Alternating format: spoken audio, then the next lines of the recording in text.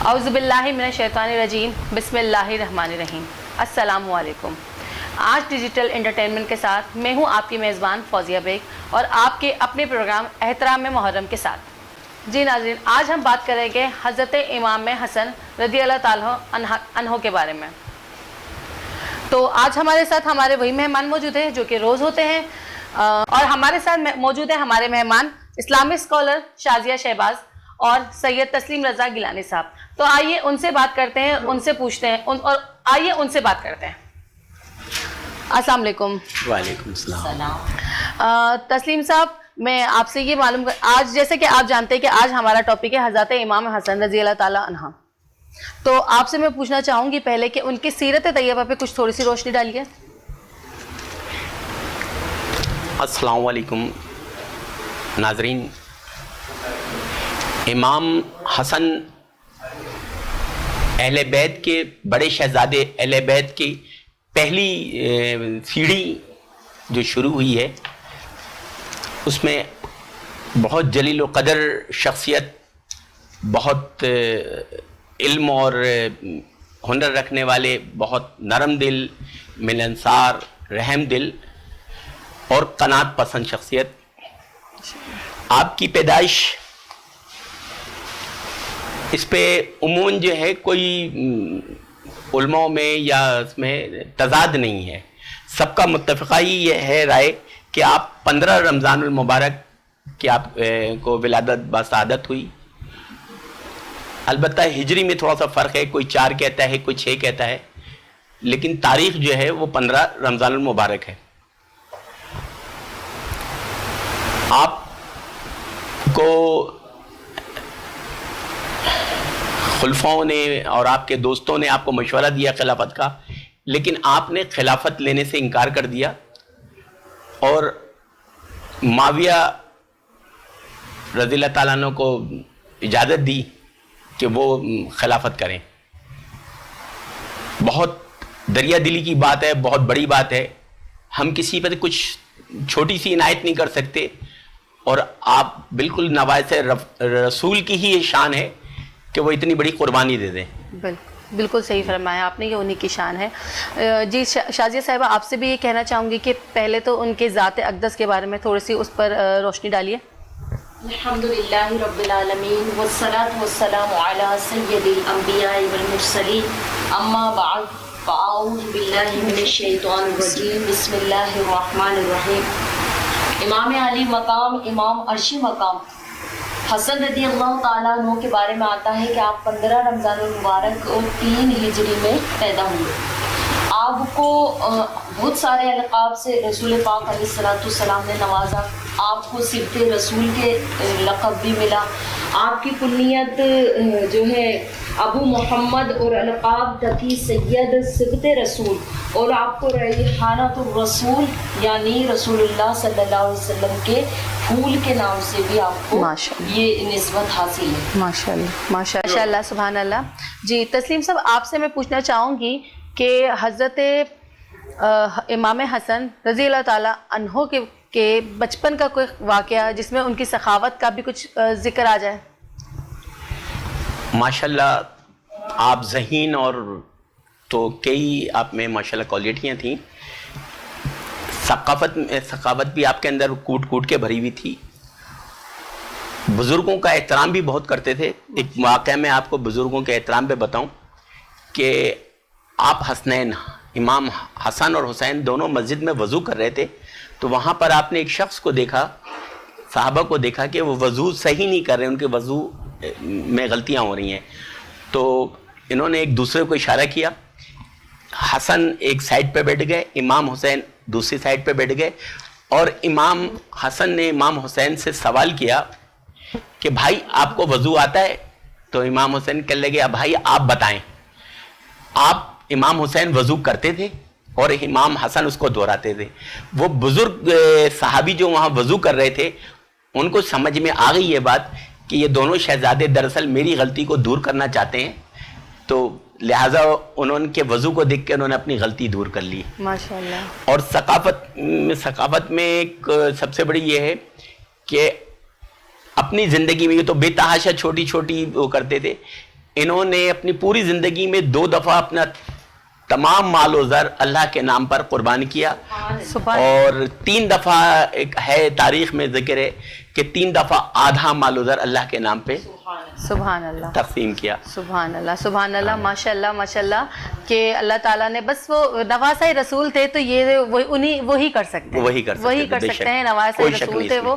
اور یہ بھی بات کتنی اچھی ہوئی، اور یہ ایک آج کل کے دور کا ایک میسیج ہے کہ ہم کسی بڑے کا احترام کرنا، کہ احتراماً انہوں نے یہ سوچا کہ اگر ہم ان سے یہ کہیں گے کہ آپ کے وضو میں کوئی غلطی ہے تو شاید ان کی شان میں کوئی ہم سے گستاخی ہو جاتی یا ناراض ہو جاتے.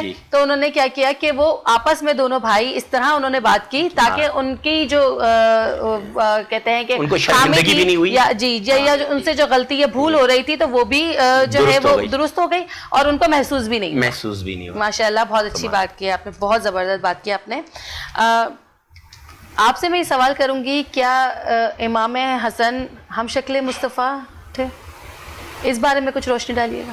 الحمدللہ، یہ تو صحابہ کرام کے بہت سے واقعات ایسے ہیں کہ جب حضور علیہ الصلوۃ والسلام نے ظاہری پردہ فرما لیا تو جب بھی آقا علیہ الصلوۃ والسلام کی ان کو یاد ستاتی تو حضرت حسن رضی اللہ تعالیٰ عنہ کو بلا کر دیکھ لیتے تھے. اور حضرت ابو ہریرہ رضی اللہ تعالیٰ عنہ تو فرماتے ہیں کہ جب بھی مجھے نبی مکرم علیہ الصلوۃ والسلام کی زیارت کا شوق پیدا ہوتا تو میں حسن رضی اللہ تعالیٰ عنہ کو دیکھ لیتا تھا. اور آپ ہم مصطفیٰ تھے. صحابہ کرام کو جب بھی آقا علیہ الصلوۃ والسلام کی یاد آتی تو آپ بالکل ہم شکل مصطفیٰ. ماشاء اللہ ماشاء اللہ، سبحان اللہ سبحان اللہ، بہت اچھی بات کہی آپ نے ماشاء اللہ. اور ہمیں اس بات کی بہت خوشی ہے کہ اس پروگرام کے حوالے سے دیکھیں صحابت کے اوپر تو آپ کے بے شمار واقعات بالکل ہیں کہ آپ کی سخاوت کا اندازہ اس واقعے سے بھی لگایا جا سکتا ہے کہ ایک مرتبہ آپ حج کے لیے حسن، حسین اور جعفر رضی اللہ تعالیٰ عنہ حج کے لیے جا رہے تھے.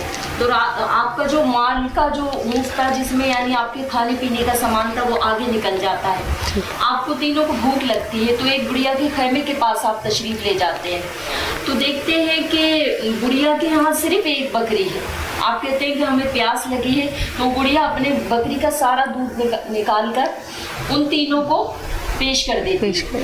آپ پی لیتے ہیں، کہتے ہیں ہمیں بھوک بھی لگی ہے. بڑھیا کیا کرتی ہے کہ آپ بتاتے ہیں کہ ہم اس طرح رسول پاک صلی اللہ علیہ وسلم کے نواسے ہیں اور یہ ہمارے دوست ہیں، یہ بھی ایک صحابی ہیں. بڑھیا اپنی بکری کو ذبح کر کے پکا کے ان کے سامنے پیش کر دیتی ہے. آپ تینوں روانہ ہو جاتے ہیں حج کے لیے. بڑھیا کا شوہر آتا ہے، بہت زیادہ غصہ کرتا ہے. تو وہ بڑھیا کہتی ہے کہ وہ خاندان رسول تھے جن کے اوپر میں نے اپنی اس بکری کو قربان کر دیا، اور وہ مجھ سے وعدہ فرما کر گئے ہیں کہ ہم تمہیں اس کا بدلہ ضرور دیں گے. مجھے پورا یقین ہے کہ وہ مجھے اس چیز کا بدلہ ضرور دیں گے. ایک مرتبہ ایسا ہوتا ہے کہ ان پہ بہت زیادہ تنگ دستی کے دن آ جاتے ہیں تو پھر وہ مدینہ منورہ کی طرف چل دیتے ہیں. ایسے مدینے کی گلیوں میں گھوم پھر رہے ہوتے ہیں. حضرت حسن رضی اللہ تعالیٰ عنہ کے مکان کی طرف سے اس بڑھیا کا گزر ہوتا ہے. آپ اتفاق سے دروازے پہ موجود ہوتے ہیں. آپ اس بڑھیا کو دیکھ کر حضرت حسن رضی اللہ تعالیٰ عنہ اپنے دروازے پر موجود تھے. اس بڑھیا کو دیکھتے ہیں تو آپ پہچان جاتے ہیں. آپ فرماتے ہیں اس بڑھیا سے کہ آپ نے مجھے پہچانا؟ بڑھیا نہیں پہچان پاتی. تو آپ یاد دلاتے ہیں فلاں فلاں دن ہم آپ کے گھر پر آئے تھے اور آپ نے ہماری دعوت کی تھی. پھر اس کے ذہن میں آتا ہے اچھا آپ وہ ہیں. تو آپ بڑی عزت و احترام سے اپنے گھر میں بلاتے ہیں. اسے 1000 بکریاں 1000 دینار دیتے ہیں اور اپنے غلام سے فرماتے ہیں کہ انہیں حسین اب بھائی حسین کی خدمت میں لے جائیے رضی اللہ تعالیٰ عنہ. ان کا غلام حسین رضی اللہ تعالیٰ عنہ کی بارگاہ میں لے جاتا ہے. آپ پوچھتے ہیں کہ میرے بھائی نے آپ کو کیا انعام دیا؟ وہ بڑھیا فرماتی ہیں کہ جو ہے مجھے 1000 بکریاں اور 1000 دینار دیے ہیں. آپ بھی اس کو 1000 بکریاں اور 1000 دینار عطا فرماتے ہیں. پھر وہ اپنے جو ہے دوسرے صحابی اپنے عبداللہ ابن جعفر رضی اللہ تعالیٰ عنہ کی بارگاہ میں بھیجتے ہیں ان دونوں میاں بیوی کو. وہ بھی آپ کو 1000 بکریاں اور 1000 دینار عطا فرماتے ہیں. اس طرح गुड़िया कहती है कि देखो आले रसूल की कोई बात झूठ पर मुबनी नहीं होती, मुझे यकीन था कि ये आले रसूल हैं और ये मुझसे कह के जा रहे हैं कि हम आपके एहसान का बदला देंगे, आज देखो हम कितने अमीर हो गए। माशाल्लाह, सुभान अल्लाह, सुभान अल्लाह। ये तो उन्हीं की सकाफत है, ये उन्हीं की सखावत है। आखिर हैं वो नबी के नवासे, और तो सखी तो होना ही है, होना ही है। बिल्कुल बिल्कुल। तस्लीम साहब, ये आपसे मैं ये इस बात पे रोशनी डलवाना चाहूँगी कि हुजूर सल्लल्लाहु अलैहि वसल्लम वैसे तो बहुत मोहब्बत करते थे अपने नवासों से, और ये तो बात सभी जानते हैं, सभी को पता है, लेकिन कोई ऐसा वाक़या या कोई ऐसा किस्सा बयान फरमाएंगे आप कि उनकी मोहब्बत का आलम पता चल सके? फौजिया, रसूल पाक सल्लल्लाहु अलैहि वसल्लम की हयात तैयबा में और हसनैन की ज़िंदगी में ऐसे बेशुमार बेताशा वाक़यात हैं जो नाना और नवासे की मोहब्बत पे बेमिसाल हैं। जैसे एक साहबा रज़ी अल्लाह ताला अन्हु फरमाते हैं कि हम लोग कहीं बैठे हुए थे तो रसूल पाक सल्लल्लाहु अलैहि वसल्लम इस शान से तशरीफ़ लाए कि आपके एक कंधे पे इमाम हसन और दूसरे कंधे पे इमाम हुसैन बैठे हुए हैं, और आप चल रहे हैं और चलते हुए दोनों को आप बोसा देते हुए जा रहे हैं। और फिर इससे भी आगे मोहब्बत का ये आलम था कि जब आप रसूल पाक सल्लल्लाहु अलैहि वसल्लम नमाज़ पढ़े होते थे और आप छोटे थे हसनैन, तो जब आप सिजदे में जाते तो आपके दोनों टांगों के बीच में से आप अंदर चले जाते और वहाँ अंदर बैठ जाते, सीने के पास जाके शफकत में छुप जाते थे, तो आप सजदा लंबा करते थे। जी तस्लीम साहब, आपसे ये पूछना चाहूँगी कि हुजूर सल्लल्लाहु अलैहि वसल्लम की मोहब्बत का आलम बताइए इमाम हसन के साथ। फौजिया, आपका सवाल बहुत अच्छा, बहुत खूबसूरत सवाल है। आपकी मोहब्बत के बारे में जितनी भी बात की जाए वो कम है, वक्त हमारे हाथों से निकलता चला जाएगा और आपकी मोहब्बत के वाक़यात ख़त्म नहीं होंगे। एक मैं आपको मुख्तसरन एक वाक़या बताता हूँ कि एक साहबे रसूल फरमाते हैं कि आप किसी जगह तशरीफ़ फरमाते बैठे हुए थे, तो वहाँ पर सरकार दो आलम सल्लल्लाहु अलैहि वसल्लम को इस शान से आते हुए देखा कि आपके सीधे हाथ के ऊपर इमाम हसन और उल्टे हाथ कंधे पे इमाम हुसैन बैठे हुए हैं, और आप चल रहे हैं और चलते हुए दोनों को बोसा देते हुए जा रहे हैं, यानी प्यार करते हुए जा रहे हैं। सुभान अल्लाह। फिर एक जगह आता है कि एक साहबा फरमाते हैं कि मैंने देखा कि आप रसूल पाक सल्लल्लाहु अलैहि वसल्लम इमाम हसन और हुसैन को कंधे पे बैठा के और दौड़ रहे हैं, तो आपने फरमाया कि माशाल्लाह कितनी अच्छी सवारी है। तो रसूल पाक सल्लल्लाहु अलैहि वसल्लम ने फरमाया कि सवार भी तो कितना अच्छा है। सुभान अल्लाह। तो इससे अंदाज़ा लगा सकते हैं नाज़रीन कि जहाँ हमारे नबूवत के कंधे के ऊपर इमामत है, तो इमामत भी कोई छोटी इमामत नहीं है, बिल्कुल माशाल्लाह, कि जो नबूवत के कंधे पे है। मैं मुख्तसरन ये बात है, जो समझने वाले अहले इश्क इस बात को समझेंगे। बिल्कुल।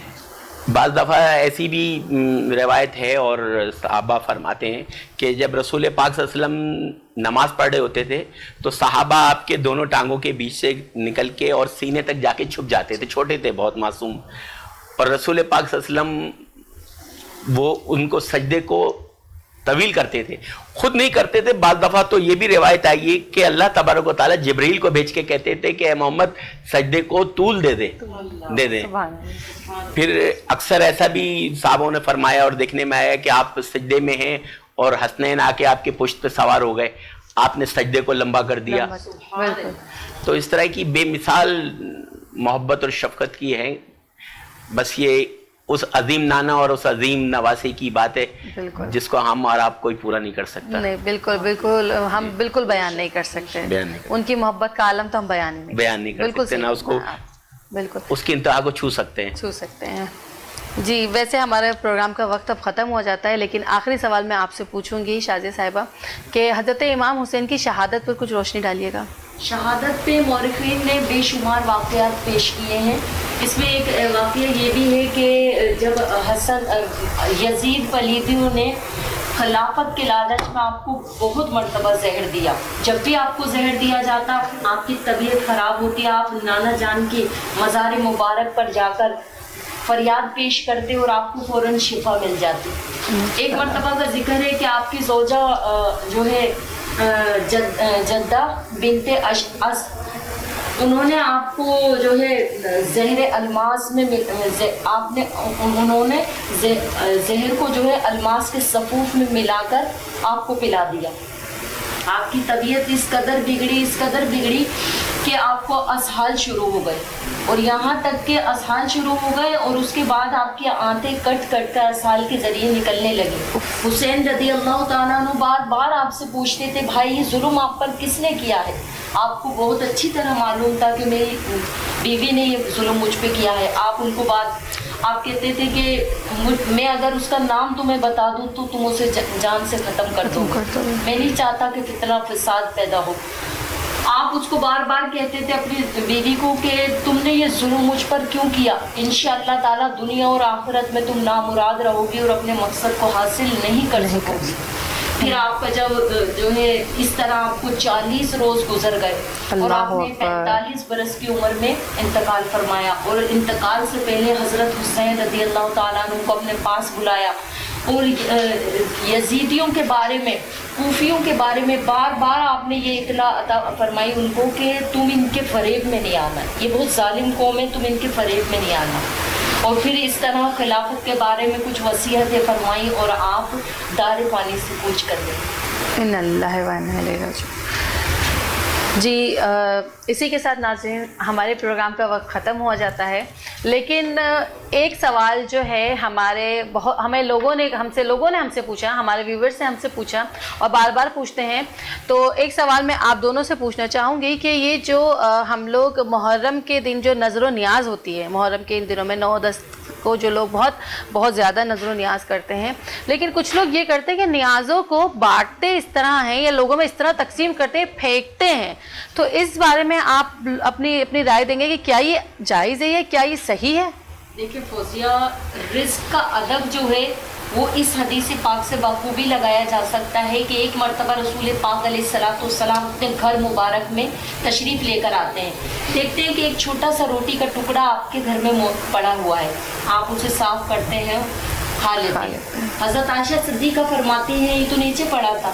آپ فرماتے ہیں کہ اے عائشہ, جس قوم نے رزق کی بے قدری کی وہ قوم صفا ہستی سے برباد ہو گئی. اللہ اکبر, اللہ اکبر. ویسے بھی جائز نہیں ہے, تو پھر اس پہ نیاز کا جو ہے تبرک اس طرح سے برباد کرنا, یہ کسی صورت شرعی طور پر کسی صورت بھی جائز نہیں. جی آپ بھی کچھ اس پر روشنی ڈال دیں گیلانی صاحب. دیکھیے فوزیہ, دنیا میں جتنی برائی ہے نا وہ تقریباً 60% ہے اسی رزق کی وجہ سے, پیٹ کی وجہ سے, جس کے لیے ہم لوگ اتنی جد و جہد کرتے ہیں, اتنی محنت کرتے ہیں, اور اتنی محنت کے بعد حاصل ہوتی ہے. تو ہر وہ چیز جو بہت مشکل سے حاصل ہوتی ہے اس کی ایک عزت اور احترام ہوتا ہے. اور یہ رزق یہ تو خصوصاً اللہ تعالیٰ کی خاص نعمت ہے, خاص رحمت ہے, خاص دین ہے. اس کی اس طرح بے حرمتی کرنا میں سمجھتا ہوں کہ یہ صحیح نہیں ہے, سمجھتا ہوں کہ بلکہ یہ حقیقت میں صحیح نہیں ہے. دوسری بات ہے کہ آپ وہ ایک کانسیپٹ ہے آپ کا, اس کو جو آپ نظر و نیاز بانٹ رہے ہیں, ایک مقصد ہے آپ کا, وہ مقصد آپ دیکھو کتنا نیک ہے, اور اس سے وابستہ چیز کو آپ اس طرح اچھال کے دینا, پھینک کے دینا کہ بریانیوں کو تھیلی میں آپ نے بنایا اور دوسری منزل سے پھینک رہے ہیں, یا کوئی بھی کھانے پینے کی چیز پھینک رہے ہیں, یہ غلط ہے. پہنچتی بھی نہیں ہے, اگر وہ شاپر پھٹ گیا, اس کی بے حرمتی ہو گئی, لوگوں کے پیروں میں آ گیا, تو ایک تو وہ رزق, دوسری بات کہ اس پر نیاز ہوئی ہوئی یا وہ تبرک ہے, تو اس کا اور زیادہ مطلب ہم جو ہے وہ اس کا احترام ہی نہیں کرتے, مطلب اور زیادہ جو ہے ہم جو ہے یہ گناہگار ہو رہے ہیں. اچھا فضیہ, ایک جملہ آپ نے بولا نیاز, یہ ذرا میں موضوع سے تھوڑا ہٹ کے میں اس کے بارے میں واضح کر دوں کہ جو بہت سے ایسے ہمیں لوگ ہیں جو کہتے ہیں نیاز جو لفظ استعمال ہو رہا ہے وہ پیچھے نا خداؤں یعنی جو ہم جھوٹے خداؤں کے اور ان کے اس سے آتا ہے. تو نیاز کے جو معنی ہیں ذرا اس کو نکال کے دیکھیں, تبرک یا تحفہ, وہ ہے جو نیاز کرتے ہیں وہ کسی صورت میں غیر اللہ یا غیر چیز نہیں ہوتی ہے. کیونکہ دیکھیں ہم جو کسی چیز کو فاتحہ کر رہے ہیں, جیسے اگر رسول پاک صلی اللہ علیہ وسلم کی ولادت ہے, ولادت با سعادت ہے, اس پہ ہم خوشی کا اظہار کر رہے ہیں اور ہم تحفے بانٹ رہے ہیں, چاہے وہ کھانے کی صورت میں ہو یا کس میں تحفے ہی ہیں جو ہم دے رہے ہیں, اور اس تحفے کو ہم رسول پاک صلی اللہ علیہ وسلم کی اس उम्मत को भी दे रहे हैं जो इस दुनिया से चले गए। तो उसका जो तरीक़ेकार भी ये है कि जो हम जानवर लेके आए हैं जिसकी हम बिरयानी पका रहे हैं, माशाल्लाह वो हलाल होता है। हलाल गाय, बकरा, बकरी, भैंस, दुम्बे, जिसका भी वो गोश्त है जायज़ है, हलाल है। फिर हम उसको ज़िबा करते हैं तो ऐन शरई तरीका है, बिस्मिल्लाह, अल्लाहु अकबर, ठीक है। तमाम हम वो जो शरई चीज़ें तकाज़े हैं वो हम पूरा कर रहे हैं। फिर उसके अंदर जो हम वो चावल पका रहे हैं, बिरयानी पका रहे हैं, सपोज एक मिसाल है, तो वो भी तमाम हलाल चीज़ें, तमाम घी, तेल, मिर्च, मसाला, चावल सब है। हमारे मुसलमान मुल्क में बना हुआ है, मुसलमान किसानों के हाथों से बना हुआ है, बावर्ची तक मुसलमान है, पकाने वाला मुसलमान है। फिर हम खुदा ना खास्ता ये नहीं कहते कि ये मोहम्मद सल्लल्लाहु अलैहि वसल्लम नहीं, हम उसको फातिहा पढ़ते हैं, कुरान की आयतें पढ़ रहे हैं, सारी नूरानी आयतें पढ़ते हैं। फिर हमारे दुआ का तरीका ये होता है कि अल्लाह ताला ये जो हमने कुरान की आयतें पढ़ी, इसमें जो भी गलती दानिस्ता नादिस्ता हुई है इसको माफ़ फरमा, और ये जो ताम है, ये जो तोहफा है, ये तेरी बारगाह में हम पेश करते हैं। या अल्लाह, तेरे वसीले से, तेरे जलीले से, तेरे वास्ते से ये रसूल पाक सल्लल्लाहु अलैहि वसल्लम इसका सवाब पहुँचे और आप उनके दर्जात को बुलंद फरमा, ठीक है। और फिर उनसे पहुँचते हुए दर्जा बदर्जा तमाम खलफा राशिदीन और शहीदान करबला और फला फला फला फला को पहुँचते हुए मेरे वालिद को, वालदा को या रसूल पाक सल्लल्लाहु अलैहि वसल्लम के लिए तो वहाँ तक आके ब्लॉक कर देते। आप एक बात बताएं, यहाँ पर कौन सी ऐसी चीज़ है जो शरअ से बाहर है? बिल्कुल। जब मुझ जैसा इंसान जो दुनियादार है वो इस बात को समझता है तो मेरा ख्याल है कि तमाम लोगों को समझना चाहिए। मैं माजरत के साथ, मैं किसी को हेट नहीं कर रहा हूँ, किसी को वो मेरा कोई मकसद नहीं है। मेरा सिर्फ ये मकसद है समझाना कि समझ में आए।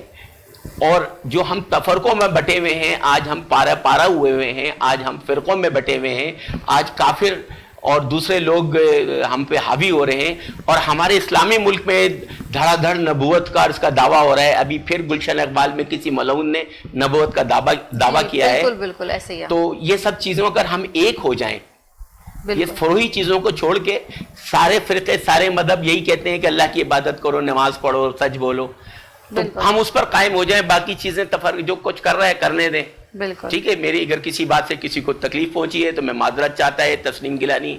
इसके साथ इजाज़त दीजिए, अल्लाह हाफिज़। जी नाज़रीन, इसके साथ ही हमारे प्रोग्राम का वक्त ख़त्म हो जाता है। हम हर प्रोग्राम में हमारी ही कोशिश होती है कि हम आपको एक ना एक मैसेज ज़रूर दें जिससे कि आप में आगाही पैदा हो, कि बहुत सारे ऐसे सवालात हैं, बहुत सारे ऐसे जो है मसाइल हैं जिसके ऊपर लोग हमसे बात करना चाहते हैं। और मज़ीद अगर आप कोई सवाल हमसे करना चाहते हैं, कुछ पूछना चाहते हैं, तो हमें ज़रूर कमेंट करें। और तो इसी के साथ हमारे प्रोग्राम का वक्त ख़त्म होता है। अपनी मेज़बान फौजिया बेग को इजाज़त दीजिए। अल्लाह हाफ़िज़।